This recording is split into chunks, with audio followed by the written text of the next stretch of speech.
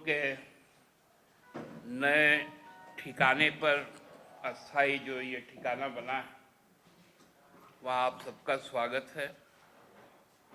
कुछ परेशानी हुई होगी आप लोगों को नया ठिकाना खोजने में, उसके लिए खेद व्यक्त करते हैं।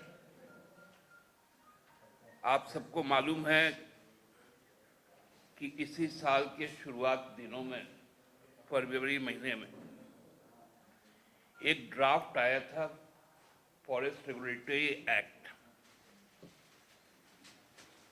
उस ड्राफ्ट के विषय में पार्टी ने इस बात को कहा था कि जो 2006 का फॉरेस्ट राइट एक्ट जो बना था, जो वन अधिकार कानून, ये 2005 में हमारे ही दल के द्वारा संसद में उठाया गया था कि जो वन क्षेत्र के लोग हैं और जो वन पर आश्रित लोग हैं उनके अधिकारों को सुरक्षित किया जाए। उसके बाद फॉरेस्ट राइट एक्ट आया, जिसमें इस बात को कहा गया कि जंगल पर कोई भी निर्णय बिना ग्राम सभा की अनुमति का नहीं लिया जाएगा। तत्पश्चात 2009 में भारत सरकार का जो वन, पर्यावरण और मौसम, जिसको हम लोग क्लाइमेट चेंज कहते हैं, वो मंत्रालय ने भी इस बात की पुष्टि की थी। लेकिन हाल के दिनों में एक नया उस अधिकार पे अतिक्रमण करते हुए फॉरेस्ट कंजर्वेशन रूल नाम से एक नया कानून बनाने का काम किया गया। उसकी तैयारी की गई भारत सरकार के द्वारा, जहां पर ग्राम सभा के निर्णय या उसके जो अधिकार थे, जो दिए गए अधिकार थे, उसको पूरी तरह से समाप्त कर दिया गया। वो केवल औपचारिकता भर है। वो सूचना दी जाएगी जैसे ही केंद्र से फॉरेस्ट क्लियरेंस मिल जाए। राज्य सरकार की भी भूमिका उस रूल के तहत बांध दी गई है। ये इतना खतरनाक एक नियम है। आप जानते ही हैं कि हमारे इस राज्य में जो 32 जनजातियां जो वन पर आश्रित है, साथ साथ ऐसे लगभग 18 और मूलवासी, चाहे वो कर्मकार हो, चाहे वो कुर्मी हो, चाहे वो साहू हो, ऐसे बहुत सारे कुम्हकार हो, वो लोग भी वन पर आश्रित लोग हैं। उनकी भी सारी सीमाएं को सीमित करते हुए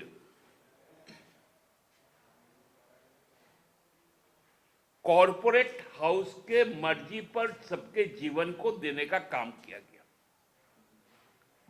मतलब कॉरपोरेट हाउस अपने एस्टेब्लिशमेंट के लिए। और मजेदार तथ्य क्या है, ये लोग कहते हैं, भारत सरकार के जो वकालत करने वाले लोग हैं, कि हम डिफॉरेस्टेशन के एवज में एफॉरेस्टेशन करेंगे। मतलब हम वन जो काटेंगे उसके लिए हम पेड़ लगा देंगे। एक बहुत साफ शब्दों में हम लोग कहना चाहते हैं और हम लोगों ने जो सीखा है अपने पूर्वजों से, जंगल बनाया नहीं जा सकता, पहाड़ उगाया नहीं जा सकता, क्योंकि ये प्रकृति इसका सृजन करती है। और एक जंगल बनने में सैकड़ों हजारों साल लगते हैं, तब जाकर जंगल बनता है। आप बाग लगा सकते हो, जंगल नहीं बना सकते। उसका अपना एक कैरेक्टर होता है, उसका चरित्र होता है। और जो झारखंड, उड़ीसा, छत्तीसगढ़, महाराष्ट्र, बंगाल, इन इलाके में जो जंगल है वो सभी प्राकृतिक जंगल है। कुछ दिन पूर्व, एक साल के पहले हम लोगों ने देखा था महाराष्ट्र में भाजपा के शासनकाल में आरे फॉरेस्ट, जो मुंबई का धमनी है, उसको काटने का काम किया गया मेट्रो का कारशेड बनाने के लिए। पूरे देश में इसका विरोध हुआ। माननीय उच्चतम न्यायालय ने इस पर संज्ञान लिया, तब जाकर उसको संरक्षित कर पाया। और ये फॉरेस्ट कंजर्व जो संरक्षण नियम बना है, ये उसको भी समाप्त कर देता है। ये कितना डरावना नियम है, जिसका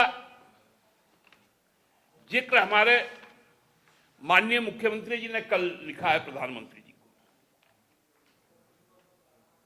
मैं आपको मोटे तौर पर 7 ऐसी विसंगतियां बता रहा हूं जो ये नियम के एग्जीक्यूशन के साथ साथ लोगों को तबाह करने का काम करेंगे।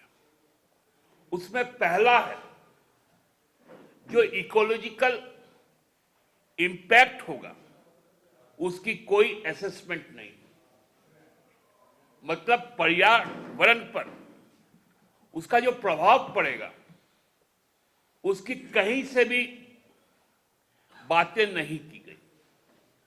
दूसरा, जो जूलॉजिकल जो इंपैक्ट होगा, मतलब जंगल के अंदर रहने वाले जो जीव जंतु जब जंगल कटेंगे तो वे बाहर निकलेंगे। ऐसे भी झारखंड बहुत लंबे दिनों से हाथी के आतंक, लोमड़ी, लकड़बग्घा, तेंदुआ, भालू, ये जो वन्य जीव है उनके आक्रमण का शिकार होते रहा।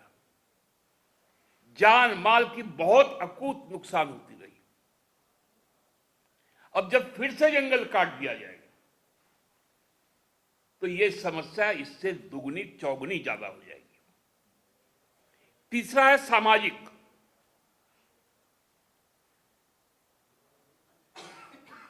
ये सामाजिक प्रभाव, जो दुष्प्रभाव जो पड़ेगा, उसकी भी समीक्षा नहीं की गई। चौथा है रिचुअल, जो हमारी परंपराएं हैं, क्योंकि हम पेड़ पौधों का पूजा करते हैं, पहाड़ का पूजा करते हैं, वो सारी व्यवस्थाएं ध्वस्त हो जाएंगी। पांचवा है जो आर्थिक दुष्प्रभाव होगा। हम लोग जानते हैं समाज में आज भी, चाहे कोई भोज भात हो, पूजा का प्रसाद ग्रहण करना हो, हम लोग साल पत्ते के दोने पर, कमल पत्ते के दोने पर उसको दिया जाता है। वो एक बहुत छोटा लेकिन एक रोजगार का उपाय है।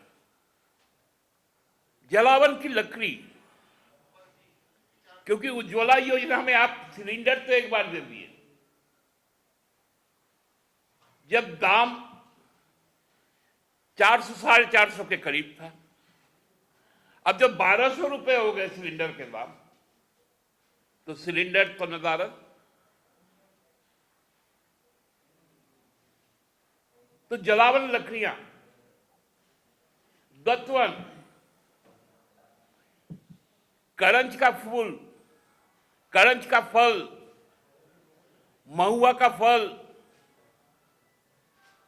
कटहल, बेर, आवड़ा, ऐसे कई प्रकार के जिससे लोग रोजगार करते हैं, वो समाप्त हो जाएगा। छठा, जो टोपोलॉजिकल इंपैक्ट होगा, मतलब धरती पर जो चेंजेस आएंगे, वो भी समाप्त हो जाएगा। और सबसे खतरनाक है कि डेमोग्राफी ही चेंज हो जाएगा। मतलब जो यहां का जो मानवीय सामाजिक परिवेश है, वही समाप्त हो जाएगा। ये इतना खतरनाक नियम यदि बनता है, एक एक चीज करके भारत सरकार ने बेचने का काम किया।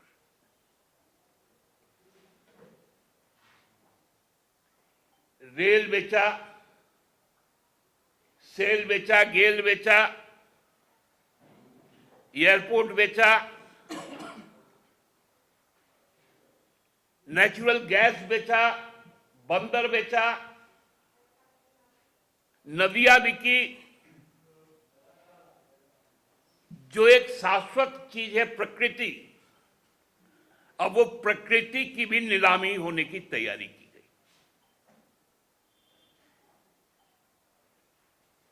मतलब एक भी चीज को छोड़ना नहीं। प्रकृति क्यों छूटेगा? यह सृष्टि क्यों छूटेगी? इसको भी बेचो।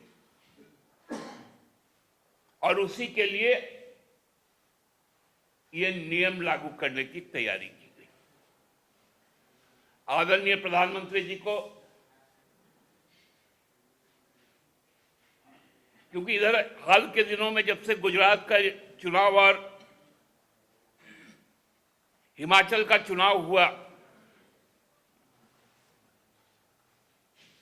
बहुत सारी चीजें उनके मुंह से सुनने को मिली।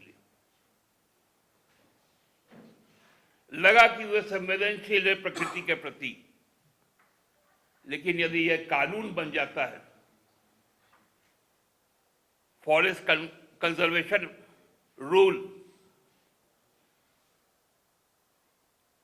तब तो फिर यहां के लोगों को बेहतर है कि देश के लगभग 20 करोड़ से ज्यादा लोगों को आप इच्छा मृत्यु की अनुमति दे दें। जब प्रकृति ही नहीं रहेगा, जब प्रकृति पर जो आश्रित लोग हैं, उनका यदि आश्रय ही छीन लिया जाएगा, तो वो जिंदा रह के भी क्या करेंगे? ये बहुत संवेदनशील सवाल है। मैं पूरे दलगत भावना से ऊपर उठकर मैं ये अपील करना चाहता हूं अपनी पार्टी की ओर से। हमारे आदरणीय मुख्यमंत्री जी ने जिस बात को कहा है, जिस बात की ओर संकेत किया है, उस पर दलगत मतभेद को बुलाकर हम सबको आगे आना चाहिए कि कॉरपोरेट राज के खिलाफ जो न्यूनतम लगाम हो, कम से कम वो न्यूनतम लगाम भारत सरकार लगाए। इसी बात के लिए आप लोगों को आज यहां पर आप लोगों से बात करने की इच्छा हुई। आप लोग आए, आपको बहुत बहुत धन्यवाद। कोई यदि विशेष आपके सवाल है तो वो आमंत्रित है। दादा, तो ये मुक्ति मोर्चा इसके खिलाफ सड़क पर उतरने वाला है या उतरेगा या लोगों को गोलबंद करेगा? निश्चित तौर पे ये एक बहुत गंभीर विषय है और हम लोग अब इस विषय पर हमारे पार्टी के कार्यकारी अध्यक्ष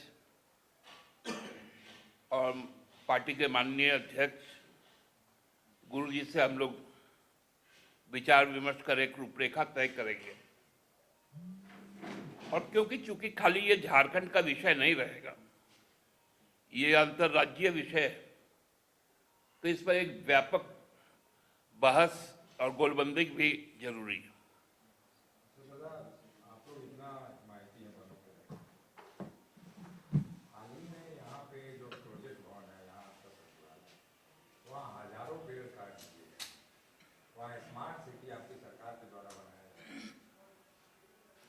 अफसोस की बात है कि उस जगह का शिलान्यास हमारी सरकार ने नहीं किया था। वो ऑनगोइंग प्रोजेक्ट है, हमारे सरकार से पहले ही काम शुरू हो चुका था, वनों की कटाई हो चुकी थी। हम लोगों को तो इस बात का भी दुख है कि राजभवन के भी पेड़ बहुत सारे कट गए। जो हम कह सकते हैं कि शहर के बीचों बीच वो एक धमनी का काम करता था, ये बात का अफसोस तो है।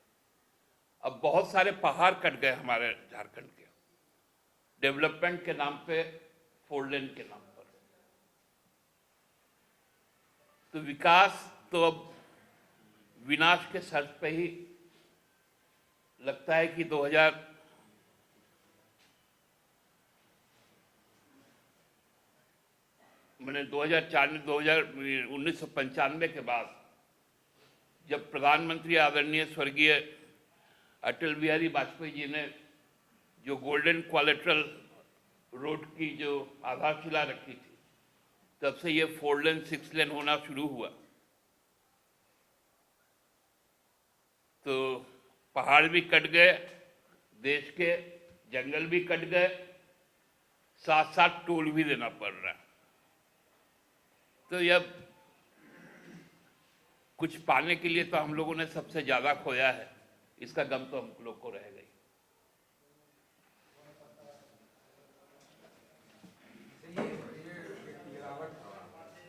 मुख्यमंत्री जी की यात्रा हो रही है, पार्टी को कुछ पता है कि कांग्रेस पार्टी को पता नहीं है, आप लोगों को पता है?